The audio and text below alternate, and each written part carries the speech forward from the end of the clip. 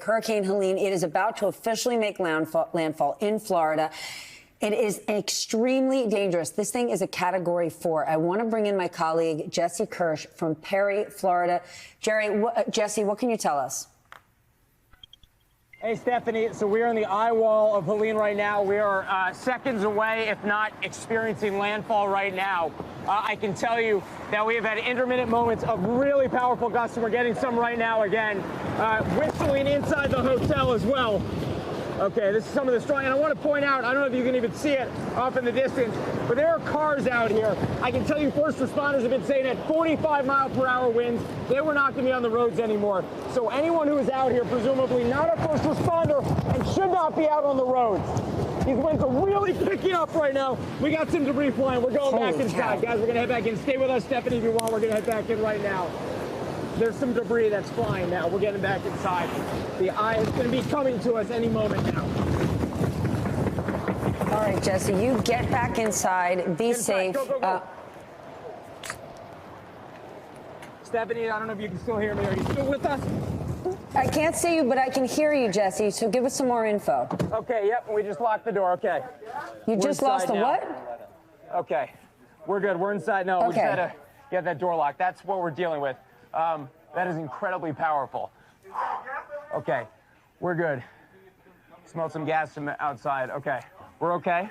Our team's good. If you're still with us, Stephanie, we're good.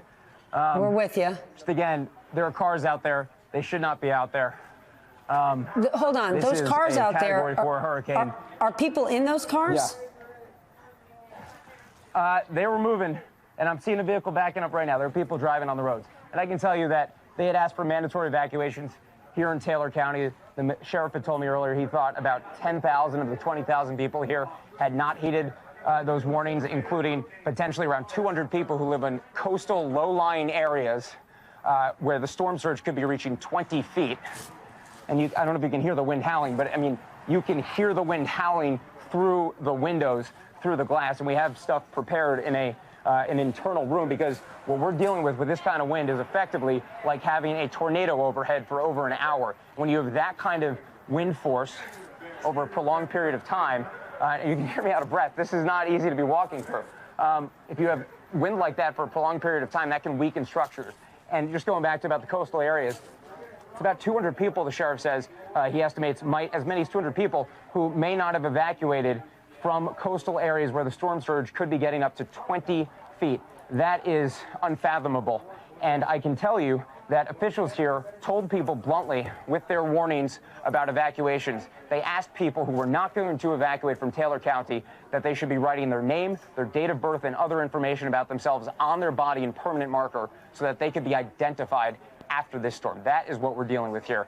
And again, I'm still seeing vehicles out there on the road. Something seems to have a flickering light, so I'm hoping that might be a first responder of some kind. But there are definitely people who have chosen, it seems, to stay in these communities, which we often talk about in these storms. And the headlines that we have in the days after can often be quite grim. But I can tell you right now, as we're waiting for landfall, and again, it might have come through. I'm going to check my phone because I've been texting with our climate team. We are, this is now the third hurricane I've covered in a matter of weeks. No question, this is the most powerful. And also the other thing to note, this area has been hit now with 3 hurricanes in a matter of about a year, 13 months. And this one is demonstrably stronger. And that's one of the things that I'm picking up from talking to people out here is they've seen storms before. This is a different kind of storm, and this is not something to be playing around with in terms of deciding whether or not to evacuate. So hopefully many people heeded those warnings. We'll send it back to you in New York there. Did you speak to people today who said, we're just going to stay put, we don't think it's going to be so bad? So we were here yesterday, here again today, and just anecdotally, someone we met who was working at a restaurant that we were able to get food at before everything shut down, and I asked him on his way out if he was going to be leaving town. He said he was planning to stay. He was going to ride it out. And I said, you should really consider leaving. And he told me he was staying because his grandma was going to stay and he was going to be with her. We got her on the phone and, tried to convey as much as we could that this is a different kind of storm. And they told us then that they were changing their plans and going to leave. And I hope, more people had those kinds of decisions throughout the day. And by the way, I just checked with our climate team, Aaron from our climate team, no landfall yet. So we're still waiting for official word on that. But, it's close to the coastline if it's not there yet. But yeah, Stephanie, to answer your question, there are people who I think were planning to stay here, or multiple people were planning to stay here. The gas station across the street from where we were, and the person who was working there told our team that they were going to stay open and continue to be there. The lights eventually went off over there. But yeah, this happens, whenever we're coming in storms. There are people who don't plan to evacuate. And then there are people who learn the lessons from previous storms. I met someone at a sandbagging location who had stayed during Hurricane Debby, which was earlier, and that was a Category 1, borderline Category 2, if my memory serves me correctly. But that was a much weaker storm in terms of wind strength, and that scared that man enough that he decided he was leaving town this time and never going to take chances again. Hopefully more people had experiences like that. Now, on the face of it, this is not a great day for New York City. Eric Adams has become the first sitting mayor of the city to be criminally indicted, which is pretty remarkable. You think about how long the city's been around. The charges are also, though, I find in a strange way, reassuring. I mean, they show we have a functioning federal government that still holds the rule of law to be a bedrock, sacrosanct thing, particularly in the Department of Justice. I mean, take a step back and look at the DOJ that Joe Biden inherited from his predecessor, Donald Trump, after Trump's endless, constant attempts to subvert federal law enforcement and convert it into a political tool of the president. Particularly when you look at the Southern District of New York, arguably the most influential federal prosecutor's office in the country, the one that just indicted Eric Adams. When Trump became the president, the Southern District was run by Preet Bharara. Remember that? He was the Southern District U.S. Attorney under Barack Obama. Now, we'd later learned that Trump was regularly calling Bharara, trying to cultivate a personal relationship that made Bharara so uncomfortable, he reported the context to his bosses at the DOJ and eventually refused a call from the president. Less than a day later, Bharara was fired. Trump's personal lawyer, Mark Kasowitz, would later brag that he convinced Trump to fire Bharara, telling the president, "This guy is going to get you." It was a pattern Trump would repeat over and over and over again as president, whether it was firing FBI Director James Comey after Trump asked Comey to drop the criminal investigation into then National Security Advisor Michael Flynn, or having his Attorney General Bill Barr fire yet another U.S. attorney for the Southern District, Jeffrey Berman, the man that he had appointed in 2020, after Berman had prosecuted Trump's former lawyer Michael Cohen and opened several other investigations of people and banks in Trump's orbit. The cardinal rule is that partisan political concerns are not supposed to enter into any decision-making, and that rule was repeatedly violated. Now, we managed to push back every attempt to interfere in our cases, and we were successful every time, but it was difficult. It was 2.5 years of kind of unrelenting pushback. Unrelenting pressure, 2.5 years. Trump was constantly pushing for prosecutions of his perceived enemies, including Hillary Clinton and John Kerry. He said this publicly. This is not some scoop here. His Attorney General, Bill Barr, also distorted and mischaracterized the Mueller report on the Trump campaign's Russia contacts. And he appointed a special counsel, John Durham, to investigate those FBI investigators who had looked into Trump and Russia, an investigation which yielded 2 embarrassing acquittals for Durham. We've blocked so much of this out, but Trump was constantly spending his time as president trying to manipulate the DOJ to do his bidding, to destroy any independence, right? And of course, that pressure culminated in his attempted coup after the 2020 election, when Trump was trying to name Jeffrey Clark, a mid-level DOJ lawyer, as a temporary attorney general so that Clark could then use the department's good name and its stationery to send out a letter saying the election was rigged and get state legislators to just overturn the election. Now, compare that to the Biden DOJ under Attorney General Merrick Garland, a Department of Justice that has bent over backwards to be independent of the White House and partisan political concerns. They appointed a special counsel, a Republican and Trump appointee, to investigate the sitting President Biden's own handling of classified documents. They prosecuted a string of high-profile Democratic officials and family members on a variety of charges. Today, I'm announcing that my office has obtained a 3-count indictment charging Senator Robert Menendez. Breaking news, NBC has learned that the Department of Justice is expected to announce an indictment against long-term Democratic Congressman Henry Cuellar of Texas. Today, we are announcing campaign finance, bribery, and conspiracy charges against Eric Adams, the mayor of New York City. An extraordinary step by the Justice Department earlier today. Federal prosecutors have indicted President Joe Biden's sole surviving son, Hunter Biden, on 3 criminal counts. So the Biden DOJ has prosecuted a sitting Democratic senator, a sitting Democratic congressman in the Rio Grande Valley from a swing district that possibly only he could win as a Democrat, New York City Mayor Eric Adams, 40 days out from an election in which there's a whole bunch of swing districts around New York City Democrats are trying to win, and Joe Biden's last surviving son, who is awaiting sentencing on charges that even Trey Gowdy, the far-right former congressman and prosecutor, thinks are pretty ludicrous. Gun prosecutions for 6 years. But I'll bet you there weren't 10 cases prosecuted nationwide of addicts or unlawful drug users who possess firearms or lied on applications. I bet there weren't a dozen, which makes you wonder, of all the cases you could be pursuing in Delaware, why are you pursuing this one? It is entirely possible that Joe Biden will leave the presidency and never see his son outside of a prison again. This is the administration the Republicans have politically weaponized the Department of Justice when the opposite is actually true. It's a point that the current U.S. Attorney for the Southern District of New York, Damian Williams, made today when he announced the Adams indictment. The Southern District of New York remains committed to rooting out corruption without fear or favor and without regard to partisan politics. We are not focused on the right or the left. We are focused only on right and wrong. Now, I want to be clear here. This doesn't mean the Department of Justice always gets it right, that prosecutors always get it right, that the people being prosecuted are guilty, right? They might not be. We're going to see in trials. But at the level of the institutional functioning of the Department of Justice, this is how the DOJ is supposed to work. Even though there is essentially zero political benefit in it for Democrats. And here's the thing. If Donald Trump wins, I think this is all going to change. These institutions could be put in the hands of Trump's creepiest authoritarian sycophants, like this Republican lawyer who's rumored to be in the running for a top DOJ post and who said this last year. I will rain hell on Washington, D.C. We're going to fire a lot of people in the executive branch and the deep state. Number 2, we're going to indict. We're going to indict Joe Biden and Hunter Biden and James Biden and every other scumball, sleazeball Biden. We're going to deport a lot of people, 10 million people and growing, anchor babies, their parents, their grandparents. We're going to put kids in cages. It's going to be glorious. We're going to detain a lot of people in the D.C. Gulag and Gitmo. Okay, so Davis now says he's just trolling the libs, right? It's shtick. But again, there's no shtick here. Trump wants it to be policy, very clearly. He said it all throughout his presidency. He said it afterwards, and he said as much on the campaign trail this month.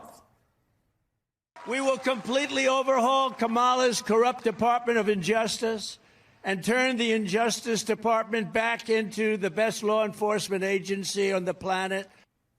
Guess who reposted that clip of Trump on social media?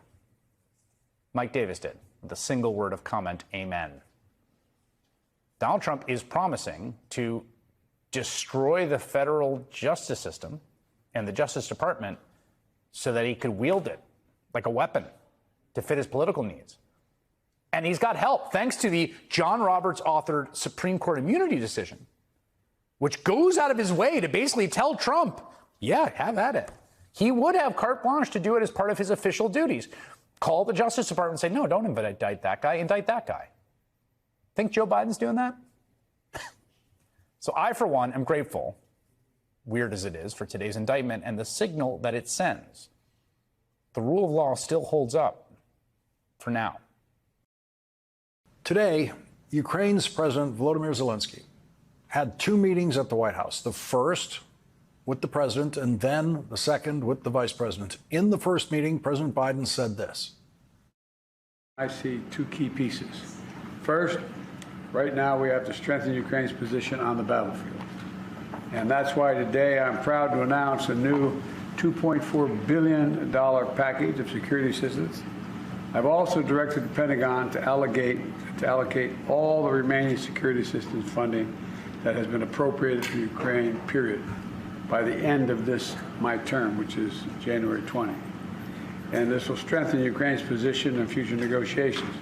Second, We look ahead to help Ukraine succeed in the long term. As you know better than anyone, as we said at the Washington summit, we have to support Ukraine in its path to membership to both the EU and to NATO, and continue to make reforms to counter corruption and strengthen democracy, which you're working mightily on right now. We have to ensure Ukraine has sufficient capabilities, and I mean sufficient capabilities, to defend against future Russian aggression. So I'm proud of the steps we've taken in our partnership on these fronts. Let me be clear. Russia will not prevail in war. Russia will not prevail. Ukraine will prevail, and we'll continue to stand by you every step of the way. So thank you for being here, and the floor is yours. Before her meeting with President Zelensky, Vice President Harris said this. I've been proud to work alongside President Biden and the 50-nation coalition we have built up to allow Ukraine to defend itself. Thanks to this coalition and the skill and the bravery of the Ukrainian people, along with your courageous leadership, President Zelensky, Ukraine has stood up to Russia's aggression, and today, Kyiv stands free and strong. President Zelensky, I am clear. Putin started this war, and he could end it tomorrow if he simply withdrew his troops from Ukraine's sovereign territory. I share with you, Mr. President, there are some in my country who would instead force Ukraine to give up large parts of its sovereign territory, who would demand that Ukraine accept neutrality and would require Ukraine to forego security relationships with other nations. These proposals are the same of those of Putin. And let us be clear, they are not proposals for peace. Instead, they are proposals for surrender, which is dangerous and unacceptable. President Zelensky has also been meeting with some Republicans in Washington who remain supportive of Ukraine. It's crucial for us to be fully understandable and to work in a full coordination with the United States. And this morning I talked also to the congressmen, both chambers, both parties, and I'm thankful for the bipartisan support. We believe this war can be won and just peace can be closer only with the United States. Madam Vice President, this is our, you said, seventh meeting? Seventh. Yes, and not last. We have to keep pressure on Russia to stop the war and to make truly lasting and just peace. It's a top priority for us and for other freedom-loving nations to achieve not a freezing, but real peace for us. So we need to keep sanctions against Russia strong, and we need to use the proceeds from immobilized Russian assets to protect Ukraine, our people, our cities, our front line from Russian evil. And of course, we must work hard to bring all Russian war criminals to justice. President Zelensky is scheduled to meet with Donald Trump tomorrow. Today, Donald Trump said this. I believe I will be able to make a deal between President Putin and President Zelensky quite quickly. But what does that look like? What does that look like? What does that? I don't want to tell you what that looks like. Okay, two things. Imagine the news media reaction in America if Kamala Harris ever said, I don't want to tell you what it looks like, in response to any question about any of her plans. Think about that. And second, of course, what it looks like is exactly what the vice president just described as Donald Trump's position, which is a proposal for surrender. That is the Trump plan for Ukraine, if he makes it back into the White House. Everything Donald Trump has said about Ukraine indicates that he believes the solution is for Ukraine to simply surrender to Vladimir Putin. Today, the White House Office of Gun Violence Prevention, which is led by Vice President Harris, proposed executive orders signed by the president today that combat emerging firearm threats like unserialized 3D printed guns and machine gun conversion devices and improve school-based active shooter drills. Last year, after another school shooting, my predecessor said, like some members of Congress say, just, quote, just get over it. Yeah. I'm going to be very blunt. Secretary Vance of Ohio has called these shootings facts of life. Who the hell do these people think they are? I mean it. Over the years, I've held the hands of far too many mothers and fathers to try and comfort them after their child was killed by gun violence. And let us all agree, it does not have to be this way. We know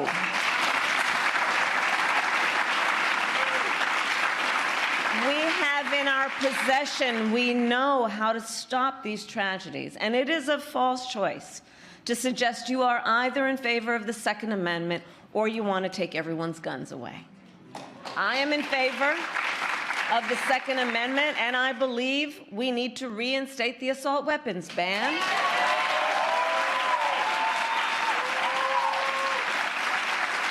And pass universal background checks, safe storage laws, and red flag laws. If Vice President Harris becomes the first woman president, history will be made in more ways than one, including by her husband, Doug Emhoff, who will become the White House's first gentleman.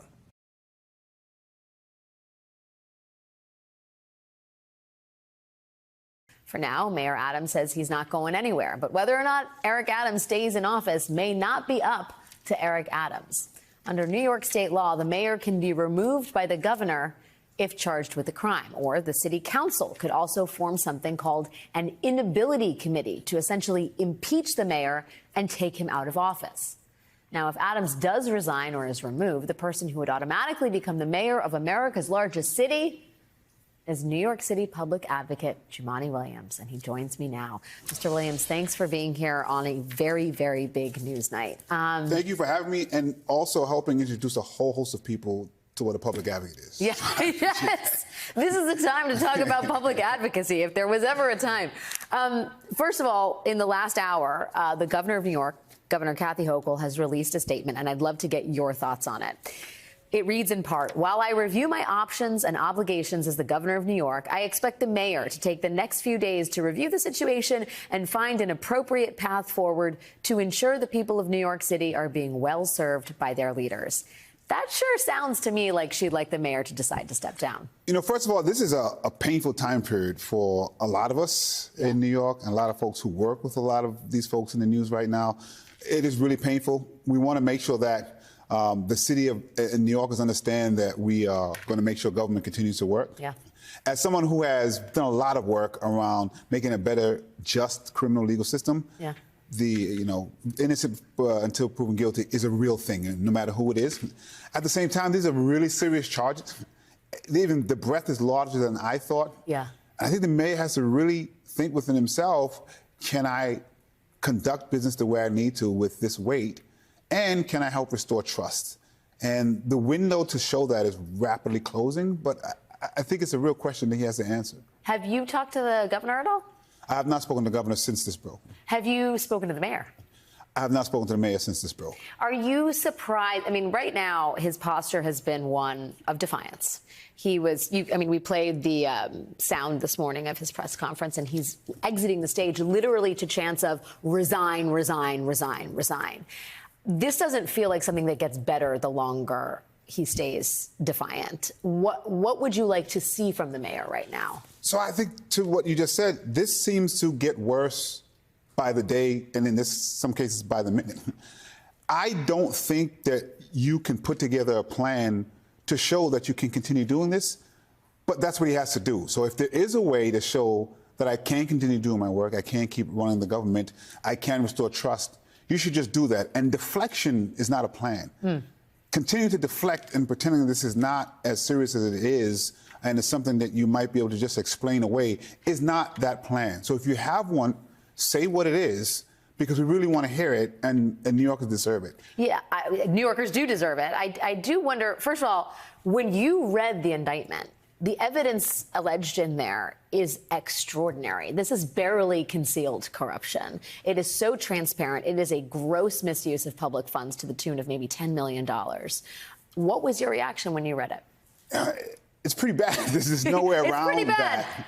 And I will say, even if, people could say that, they weren't surprised, even though you're disappointed. For me, the breadth of it was what shocked me, and the length of time shocked me.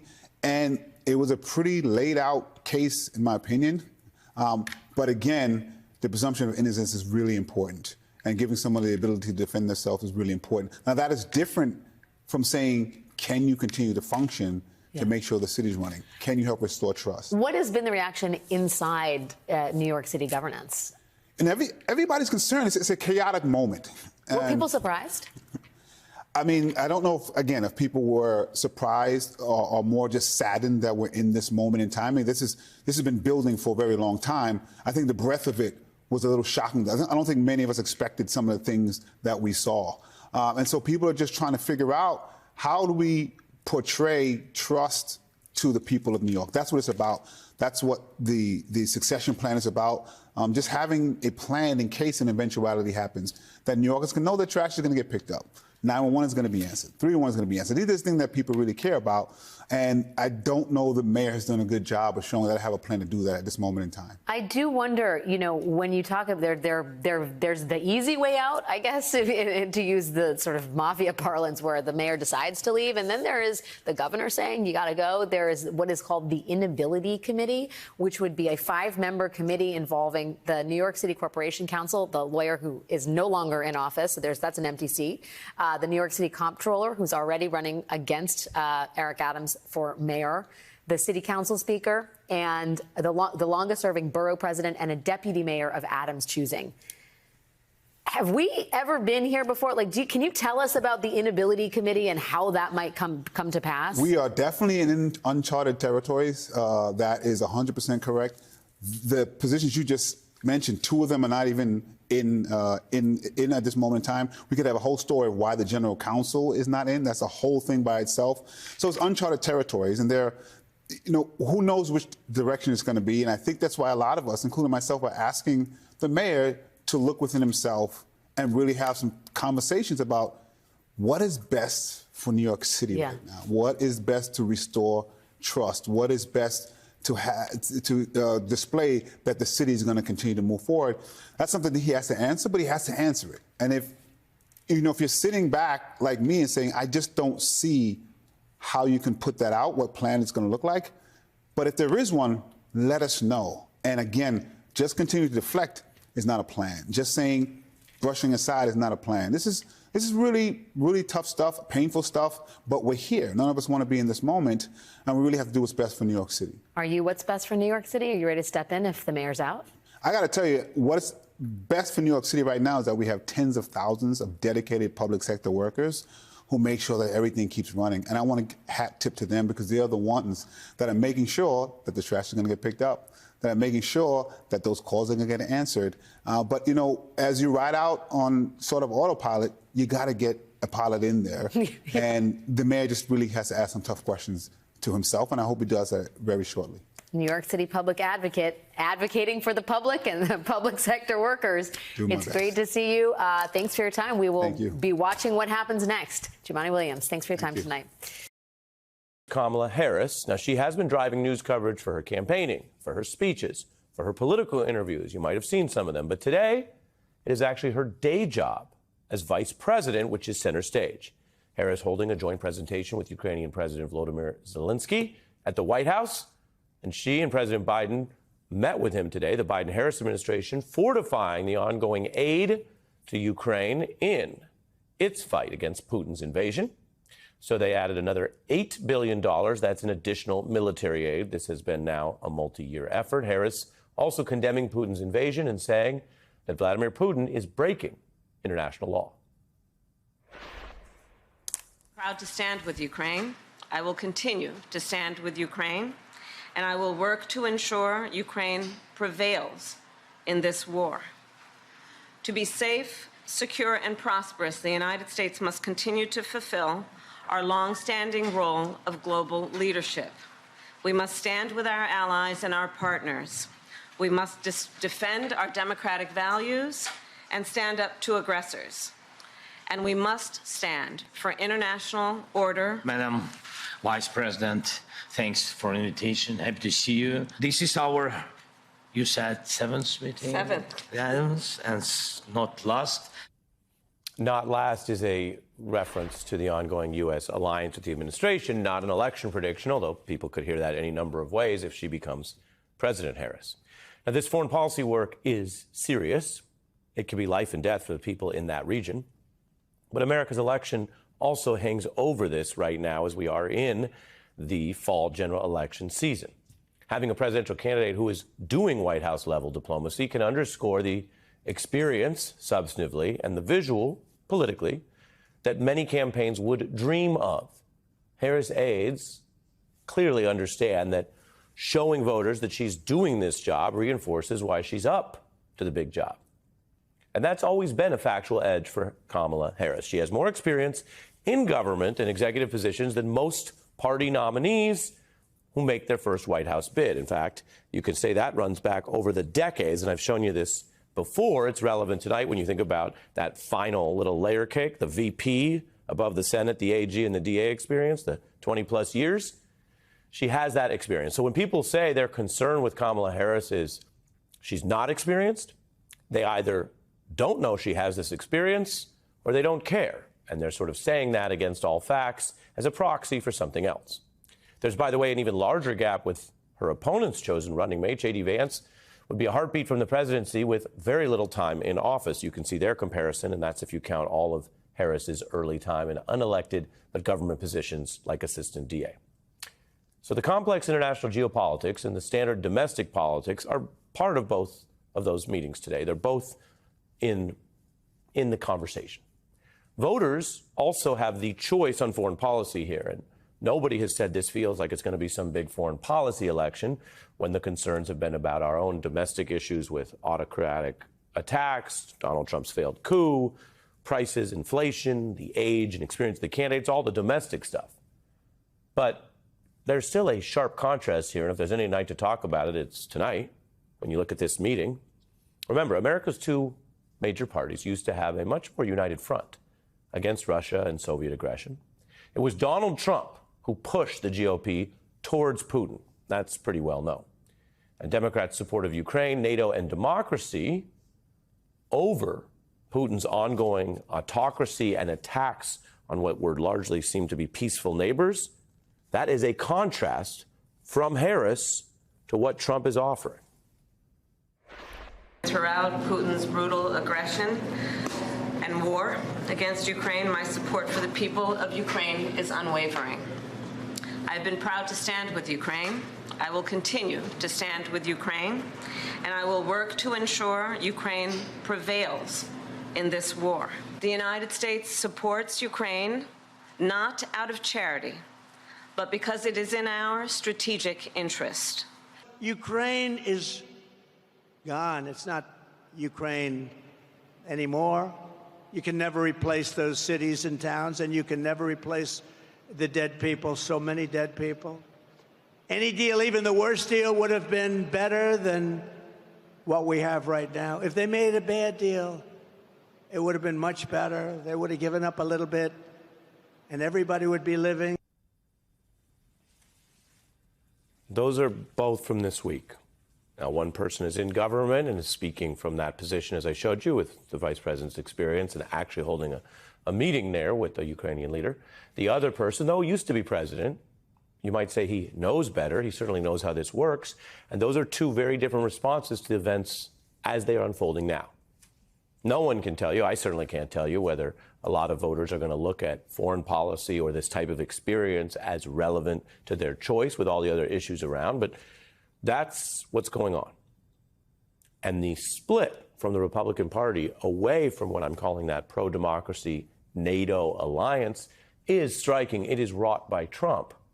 But even Donald Trump this week sees some reason or utility to say that he's offering a dialogue with Putin's enemy in Ukraine right now. Trump has announced, he says he'll meet with President Zelensky as well tomorrow. He says they will huddle in the morning at Trump Tower. Now, this is the news. I'm telling you what Trump said. We can watch for what happens tomorrow. But either way, it is a reinforcement of how the guy who asked for Russian help in 2016 invited Putin to help go after his opponent, Hillary Clinton, steal her emails, a guy who's been an apologist for Putin time and time again. Even he right now wants you to know that he says he's open to this dialogue with Zelensky. Take that for what you will. As for experience in filling the shoes of commander-in-chief, it is always a big deal whether someone who's never held the job before is seen as up to it, even someone as experienced as Vice President Harris. And so these things that we're hearing from people in and around the national security community, including a lot of endorsements and backing for her, matter right now. And today, there's a big one, a name you might recall from the pantheon of prominent and sometimes controversial generals. This is from retired Army General Stanley McChrystal, who writes, "Character is the ultimate measure of leadership for those who seek the highest office. Character will dictate whether we stand by our NATO allies and against Putin's continued aggression." And he is announcing this endorsement, as you can see in the New York Times, saying, "I've cast my ballot for character and voted for Vice President Harris." The past tense tells you he's cast his early vote ballot. And we've been reporting on that as well. The election starts earlier. We're talking past tense voting in September.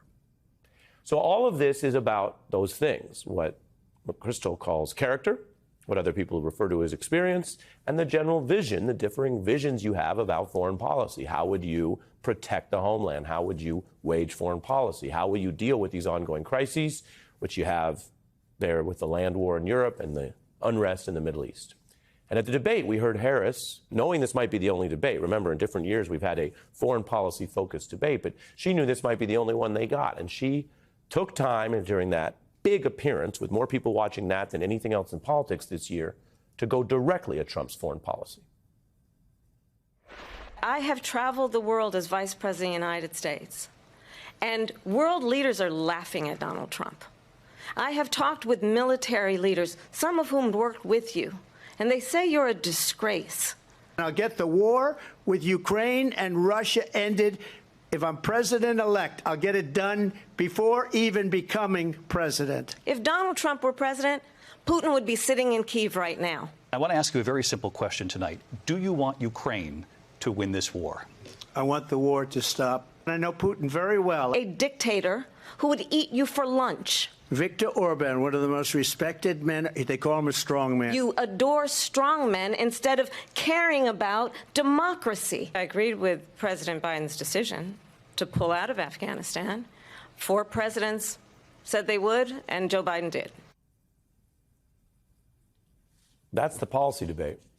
The fact that former President Trump can't say he wants Ukraine to win the war so that the people there might live. He wants the war to stop. But the war was Russia invading Ukraine.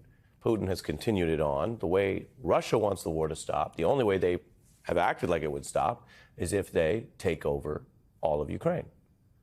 So that is a big and sharp contrast. All of this is about policy.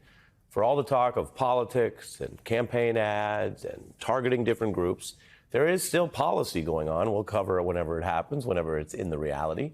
The Harris campaign clearly thinks that having policy discussions there about geopolitical and foreign policy, as you saw her prioritize at the debate, and economic and domestic policy are still in her interest. So that's where policy meets politics. She gave that big economic address yesterday. She spoke in that MSNBC exclusive interview focused on economics.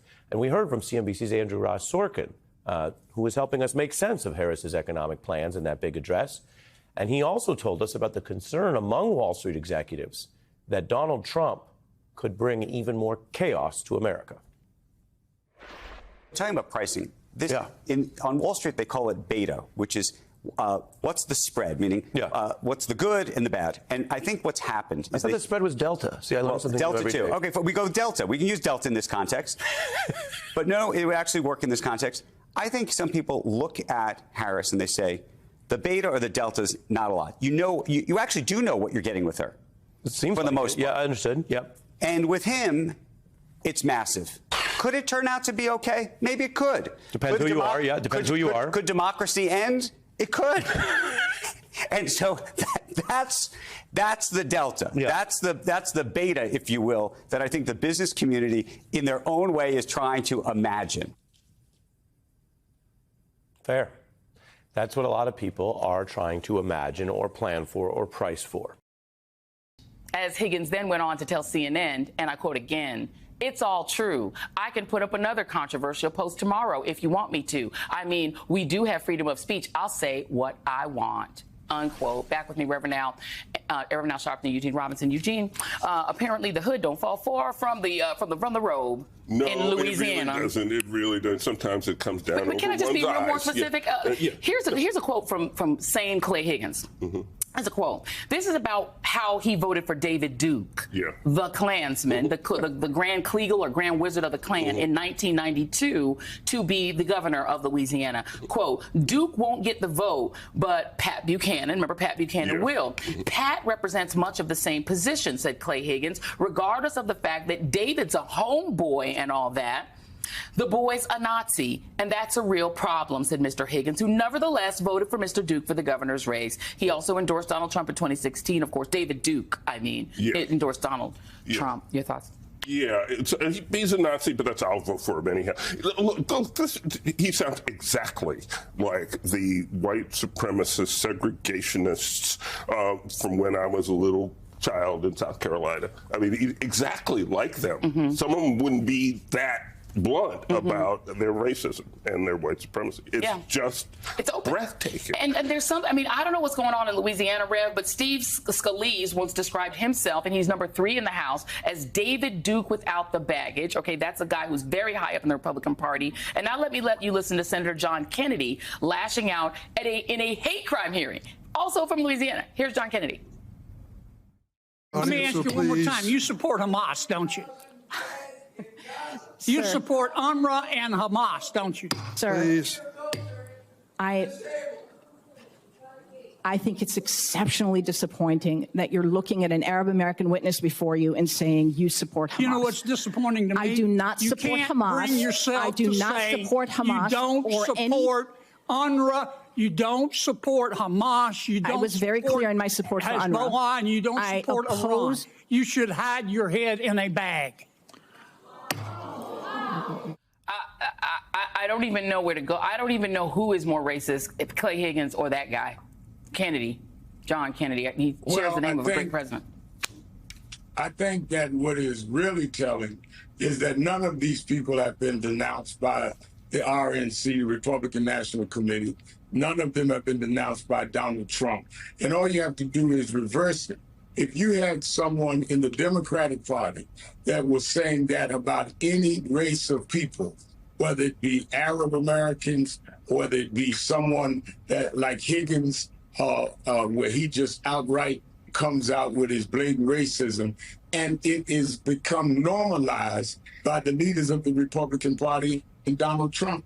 Donald Trump has taken guys like Fuentes, known white supremacists, to dinner at Mar-a-Lago. So I don't know how many times people have to see the example of how they have tried to normalize racism, white supremacy in this country to understand what we are dealing with here. They're saying it out loud, and they're saying it consistently, and no one is looking at the fact that these are the people that are shaping the laws that all people have to live under. The danger that is they're not just guys on a college tour. These are senators, congressmen, and presidential candidates who were former president.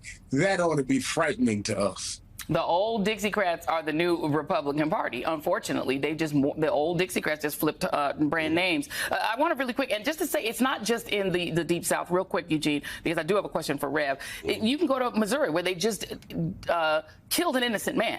They took a gentleman who should have been pardoned, Marcellus Williams. Right. The guy who didn't want to pardon him, the current governor, the Missouri governor, Mike Parson, he's a pardon machine, including pardoning the white couple that held guns at Black Lives Matter protesters. He pardoned them. And something like 80%. This man who the prosecutors wanted to pardon. And of the people he did pardon, 89% of the numbers that we could find were white. Real quick, and then I have a question. No. Different strokes for different colors. Very much so. Rev, I want to let you have a response to Mark Robinson. He made a comment that the cops should have shot you.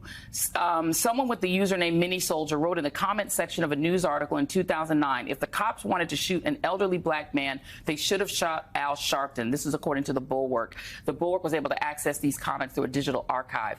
I want to let you respond if in case this was Mark Robinson saying that.